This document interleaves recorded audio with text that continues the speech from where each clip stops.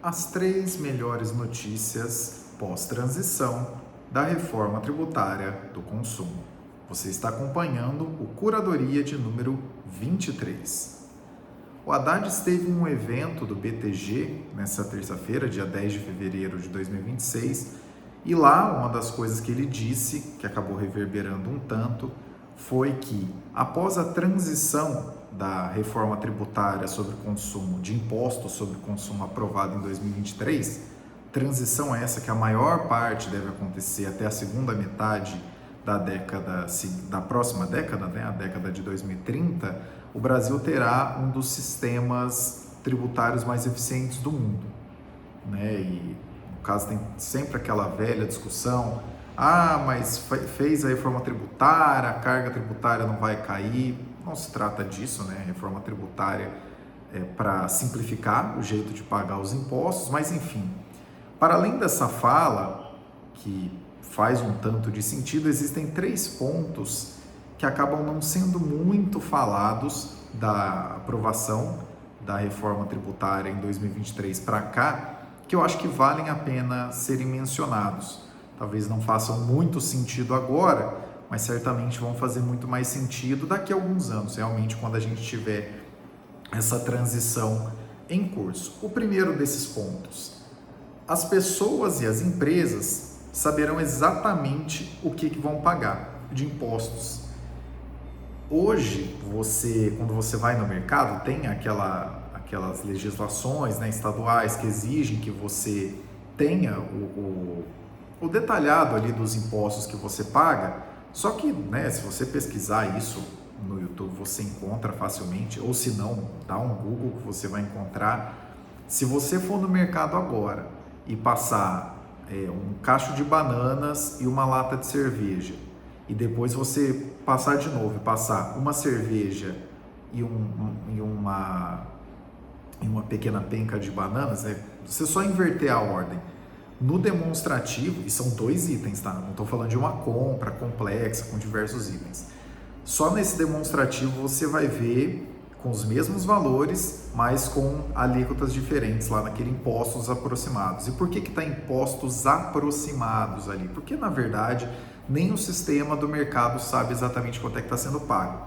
Porque cada item tem uma especificidade muito grande, né? São legislações aí estaduais, são legislações municipais. Então, de fato, hoje a gente não tem ideia de quanto é que a gente paga efetivamente nas coisas. E hoje, e a partir do momento que essa transição acontecer, vai ficar muito mais fácil, tanto para esse demonstrativo rápido de um check ali do final de uma compra de mercado, quanto para as empresas mesmo, quando comprarem outros insumos. O segundo ponto: contenciosos tributários vão ser reduzidos de maneira bastante forte. Esse ponto provavelmente você já ouviu, mais ou menos ali na época da aprovação da reforma tributária, e talvez você tenha ficado um pouco confusa. Mas essa questão é mais ou menos a seguinte: por mais bizarro que isso pareça, e talvez se você estiver na área tributária, na área financeira de alguma empresa, você vai entender o que eu estou falando, mas caso você não esteja, isso vai parecer meio insano. As empresas, elas não sabem exatamente, assim, com uma precisão muito grande, o quanto que elas têm que pagar de impostos, em termos gerais, sabe? Não é a coisa mais trivial do mundo, não é, emite essa nota fiscal e aí vai ter tal destacamento e tudo mais. E por não ser tão simples, acontecem os contenciosos tributários, que é mais ou menos o seguinte, de maneira bastante simplificada.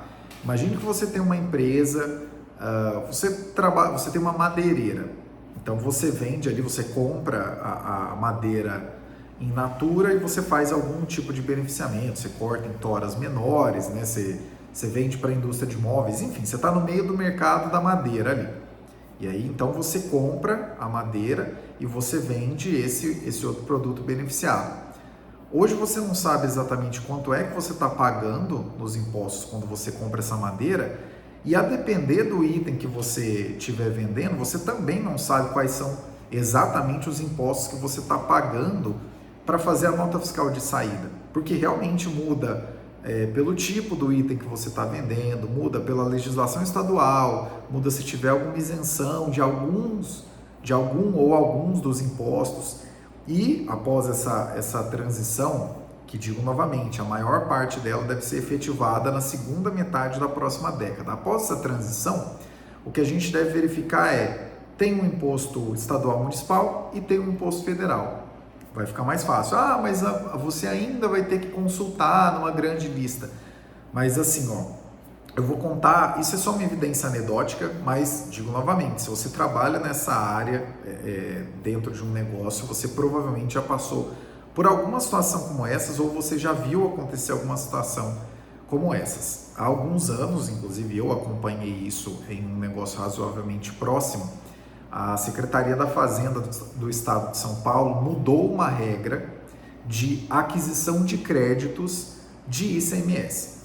Teoricamente, tudo que você compra numa empresa, os impostos que vêm com aquele produto, né? Porque assim, caso você não saiba dessa informação, fique com isso na cabeça. Quando você compra algum item, você não está comprando só o item, você está comprando o item e o imposto dele. E quando você está em uma empresa, teoricamente, aqueles impostos que você comprou junto daquele item, eles não deveriam ser pagos novamente. Então, vamos dar um exemplo bem trivial, bem simples aqui. Você está numa empresa e aí você comprou um computador a R$5.000 e desses R$5.000 você tem lá o destacamento de ICMS de R$1.000. Então, quer dizer, você comprou um computador de R$4.000 e você pagou R$1.000 de impostos estaduais, do imposto ICMS estadual. Vamos supor que só tem esse imposto e só esse imposto estadual. Com uma mudança que aconteceu há alguns anos na Secretaria da Fazenda do Estado de São Paulo, ou seja, eu estou contando um exemplo que aconteceu no Estado de São Paulo, tá? Em outros estados é outra conversa. Mudou-se a seguinte concepção: não vira mais crédito tudo que você adquiriu, mas tudo que você adquiriu que esteja diretamente relacionado com a sua atividade fim. Por exemplo, você vai pagar a conta de luz. De novo, isso aí, beleza, acabamos de conversar, então você já sabe, você não paga só a conta de luz, você paga a conta de luz e os impostos da conta de luz. Antes dessa mudança, vamos supor, você pagou R$10.000 de conta de luz da empresa, da indústria, e R$2.000 são ICMS. O que seria crédito antes dessa mudança? R$2.000. Então, quando você for fazer alguma negociação de saída, né, você for vender algum produto e acabou gerando ali R$5.000 de ICMS. No final das contas, segundo essa lógica do que é crédito e do que não é crédito, R$5.000, vamos supor que você só teve duas notas nesse mês. Essa energia elétrica que você pagou R$10.000 e R$2.000 de ICMS, e essa saída, independente do quanto seja, mas que gerou uma despesa de R$5.000 de ICMS. Se tudo que você adquire com os impostos viram crédito, então o que você deveria pagar de ICMS? Os R$5.000 daquela nota de saída, né, da venda que você fez, menos os R$2.000 que você apropriou como crédito da conta de energia. Porém, com essa mudança da Secretaria da Fazenda do Estado de São Paulo, alguns anos atrás, o que passou a acontecer? E é tão surreal quanto isso que eu vou falar para vocês agora. Você só pode apropriar como crédito o que estiver ligado à atividade fim. Ou seja, se você tem uma indústria e você tem essa mesma conta de energia de R$10.000, sendo R$2.000 ICMS. Se você considerar que esses R$2.000 são crédito, você está errado. Por quê?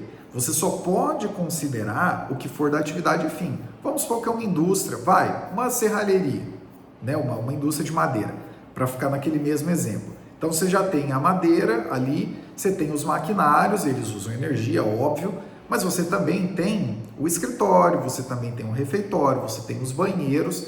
Então, como você não pode atribuir como crédito todos aqueles R$2.000 daquela conta de R$10.000, você tem que fazer uma estimativa da sua cabeça né, parabéns para você se você conseguir provar no caso de uma fiscalização fazendária, você tem que deixar mais ou menos estipulado o que é que de energia elétrica de fato você está usando na ponta final, para saber o que é crédito.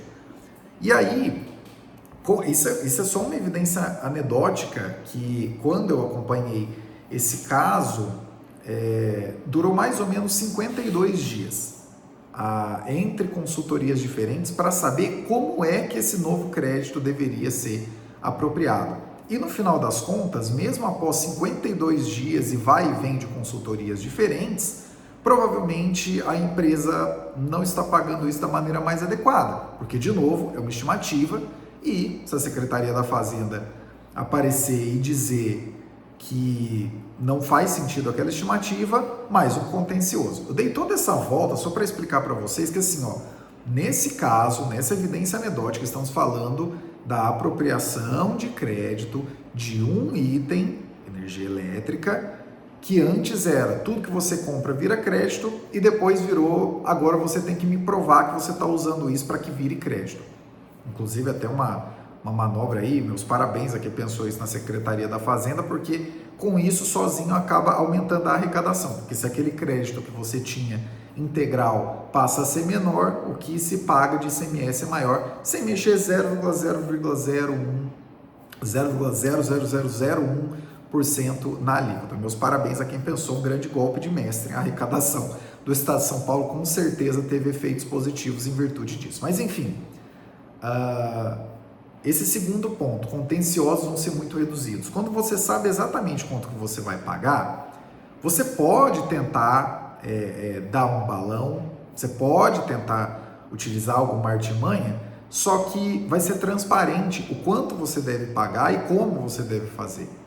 Então, a partir do momento que não tiver isso, beleza, pode ser que a fiscalização fique ainda mais efetiva, porque não vai ter muito como a empresa tentar dar um balão ali na situação. Só que o contencioso, que é o famoso, a Receita ou a Secretaria da Fazenda bate na sua porta, fala que você está pagando errado e você fala, não estou pagando errado, isso gera um processo, isso atrasa a arrecadação, isso piora a vida de todo mundo, que vai todo mundo passar mais dor de cabeça, esse tipo de coisa tende a diminuir, e tende a diminuir muito. Porque se a Secretaria da Fazenda bater na porta após essa transição, que digo pela terceira vez, deve ser efetivada em sua maioria na segunda metade da década de 2030, quando a Secretaria da Fazenda ou a Receita Federal baterem na empresa, você vai saber exatamente o que é que você deveria pagar. E não aquele negócio de, mas tem uma regrinha estadual, mas nesse imposto não tem esse diferimento, enfim, ficará muito mais fácil. E o terceiro ponto, e esse que é o ponto mais... voltando só um detalhe no segundo ponto. Com isso, a sonegação de impostos vai cair. O que talvez, se você for meio ANCAP, você vai ver isso como uma má notícia, meu Deus, estamos pagando mais impostos, mas a grande notícia disso é o seguinte, se atualmente se estima que por sonegação deixam de ser arrecadados cerca de 500, tem vários cálculos, mas vamos pôr um dos mais famosos, cerca de 500 bilhões de reais por ano, com isso, através dessas mudanças e dessa facilitação que esse sistema novo trará para a realidade, tanto da máquina que arrecada, quanto para quem vai pagar esses impostos, você, e com esse contencioso menor, você tenderá a ver uma sonegação muito menor. Isso acaba sendo positivo. Se todo mundo paga, todo mundo acaba pagando menos. E o terceiro ponto, agora sim, vale a pena entrar nele, é o seguinte, vai ficar mais difícil para os estados alterar as alíquotas. Mas hoje em dia a gente nem sabe quanto paga tal. É exatamente esse o ponto. Se você for parar para pensar como as alíquotas são diferentes para itens diferentes, de maneiras diferentes, e estaduais, municipais e federais, várias alterações podem estar acontecendo enquanto você está acompanhando esse episódio que você não tem a menor ideia. E aí você só vê o preço daquele item na ponta final, seja combustível, seja quando você for comprar um biscoito, biscoito ou bolacha, fica aí a polêmica aí com os cariocas, brincadeira. Qualquer item que você for comprar na ponta final, você não tem a menor ideia, nem do quanto você está pagando, nem se aquela alíquota foi aumentada recentemente. Já parou para pensar nisso? A partir do momento em que as pessoas tiverem essa noção, aí sim a gente tem a possibilidade de, por um lado, ter uma discussão mais sadia, tipo, pô, se vocês estão aumentando essas alíquotas, isso significa que o Estado está ficando cada vez mais pesado. Digo mais uma vez, mas a carga tributária do Brasil ela é elevada. Eu concordo plenamente, mas você e nem eu e nem basicamente ninguém que está acompanhando sabe exatamente quanto é que paga de impostos, né? Então, é uma discussão meio inócua, por exemplo, aquela história do o maior IVA do mundo. Tá, tudo bem, vamos supor que seja o maior IVA do mundo. Você sabe quanto você paga agora? Em tudo? Não sabe. Eu também não sei, você pode pesquisar com qualquer tributarista que você quiser, que também não vai saber. É caso a caso e é uma novela infinita. Porém, com esse terceiro ponto, né, que vai ficar mais difícil de subir as alíquotas, ganha-se, por um lado, uma consciência maior daquilo que está sendo pago, e, por outro lado, acaba esse jogo de empurra que existe muito, e eu não estou falando dos governadores atuais, do presidente atual, dos prefeitos atuais, do todo atual. Sai daquela história de que você vê um preço subir e aí, foi o governador tal que aumentou o ICMS, aí o governador vai lá e fala, não, porque o presidente tal fez tal coisa, meu Deus, só quer saber de arrecadação. Esse tipo de coisa vai diminuir muito, porque não vai ter muito como fazer isso, já que vão ser controles um pouco mais centralizados, não vai ser cada estado define questões muito específicas, ou caso o estado decida determinar coisas muito específicas, no final das contas ele terá muito mais explicações para dar, porque, de novo, enquanto você está acompanhando esse episódio, pode ser que alguma coisa subiu 20%, 30% a alíquota de ICMS que tinha, e quando você vê na gôndola, você vai olhar e vai falar assim, maldito Lula que subiu isso aqui de novo. E às vezes você não sabe, e de novo, eu também não sei. Essa transparência vai ser uma das coisas mais interessantes. Então, os 3 pontos são: as pessoas e empresas vão saber exatamente o quanto é que vão pagar. 2, os contenciosos tributários vão diminuir muito, assim como a sonegação fiscal. E 3, vai ficar mais difícil de alterar alíquotas. Você acredita que dá para a gente ser otimista dessa maneira? Você acha que é muito mais difícil do que parece e que essas melhorias não devem acontecer? O que você acredita que a gente deve verificar quando a reforma tributária pela 4ª vez, aprovada sobre o consumo em 2023, tiver uma boa parte da sua transição efetivamente rodando na praça, né? Na segunda metade da próxima década, da década de 2030. O que você acha que vai acontecer? Não deixe de curtir, de comentar, deixando a sua opinião, a sua análise, e também de compartilhar com alguém que você acredita que não sabe desses pontos, ou até se você quiser encher o saco de alguma pessoa que te falou alguma coisa contrária a isso, para a pessoa vir aqui e a gente ampliar esse debate. Caio Augusto, diretamente de 10 de fevereiro de 2026. Até o próximo Curadoria.